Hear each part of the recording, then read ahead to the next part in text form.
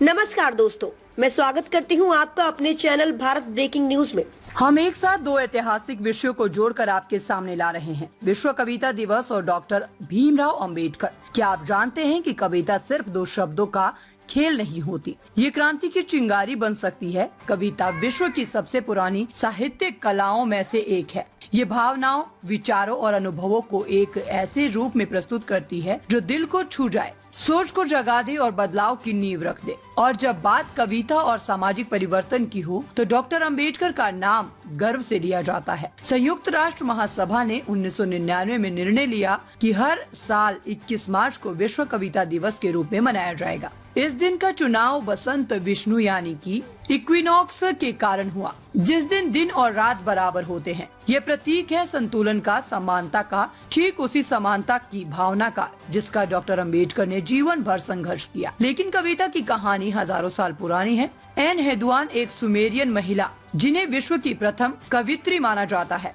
आज से 4000 साल पहले उन्होंने इनाना देवी की स्तुति में कविताएं लिखी और साहित्य को आत्मा दी। लेकिन अब बात उस महान आत्मा की जो भारत में समानता और न्याय की आवाज बना, डॉक्टर भीमराव अंबेडकर। वे सिर्फ संविधान निर्माता नहीं थे, वे एक संवेदनशील कवि थे। उनका लेखन सिर्फ कानून की किताबों तक सीमित नहीं था। उन्होंने भेदभाव के दर्द को, अन्याय की पीड़ा को शब्दों में पिरोकर इतिहास में दर्ज कर दिया था। डॉक्टर अंबेडकर अमेरिका से पढ़ाई करके जब बड़ौदा राज्य लौटे तो उन्हें रक्षा सचिव नियुक्त किया गया, परंतु उनकी जाति के कारण उन्हें चपरासी तक पानी देने से मना करता था। ऑफिस में फाइलें फेंक दी जाती थी। उनके पहनावे, उनके ज्ञान से लोग ईर्ष्या करते थे। इन अपमानों से व्यथित होकर उन्होंने 23 सितंबर 1917 को निश्चय किया, अब मैं कोई नौकरी नहीं करूंगा, अब मैं सिर्फ समाज के उत्थान के लिए काम करूंगा। ये वही आग थी जिसने उन्हें दुनिया का सबसे बड़ा सामाजिक क्रांतिकारी बना दिया। और फिर एक दिन 13 जुलाई 1918 को जब वे अकेले बैठे हुए थे तो उन्होंने मराठी में एक कविता लिखी, अगर अछूत पहनते हैं साफ कपड़े। इस कविता ने उस सामाजिक जहर को उजागर किया जिसे भारत सदियों से पी रहा था। तो आइए उस कविता को हिंदी में पढ़ते हैं। इंद्रधनुष पहनता है साफ कपड़े, उनका स्थान दूर स्थित है। यदि वह घोड़े पर सवार होता तो ये पाप है, बड़ा अपराध होता।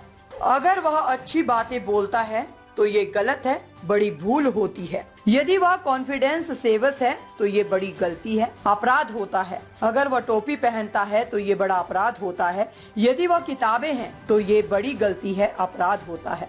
ओ जाति पर्यायवाची, ये कैसे शांत की आत्मा को सताती है। अगर वह साफ सुथरा कपड़े पहनती है तो उसे भी नीचा माना जाता है। ये सिर्फ एक कविता नहीं थी, ये उस समय की सामाजिक क्रांति की घोषणा थी। इस कविता में छिपे 7 संदेश आज भी उतने ही प्रासंगिक है। पाखंड, ऊंची जातियों के दोहरे मापदंड, जाति आधारित भेदभाव, इंसान की कीमत उसके कर्म नहीं जाति से तय होती थी। सामाजिक गतिशीलता पर रोक, दलित अगर कुछ अच्छा करे तो भी उन्हें रोका जाता है। अमानवीकरण, एक इंसान को इंसान मानने से इनकार करना। आंतरिक उत्पीड़न, जब दलित खुद अपने अस्तित्व से शर्मिंदा होने लगते हैं। सामाजिक क्रूरता, वह नियम जो सिर्फ पीड़ा देते हैं। चुनौती और बदलाव, जब कोई इन नियमों को तोड़ने की हिम्मत करता है। डॉक्टर अंबेडकर की ये कविता एक आईना है समाज की सड़ी हुई सोच के सामने। साथियों, इस विश्व कविता दिवस पर हमें ये समझने की जरूरत है कि कविता सिर्फ भावनाओं की अभिव्यक्ति नहीं है, ये एक हथियार भी है। एक ऐसा हथियार जिससे बदलाव की लड़ाई लड़ी जा सकती है। डॉक्टर अंबेडकर का जीवन एक ऐसी कविता है जिसे उन्होंने अपने खून, पसीने और आंसुओं से लिखा है।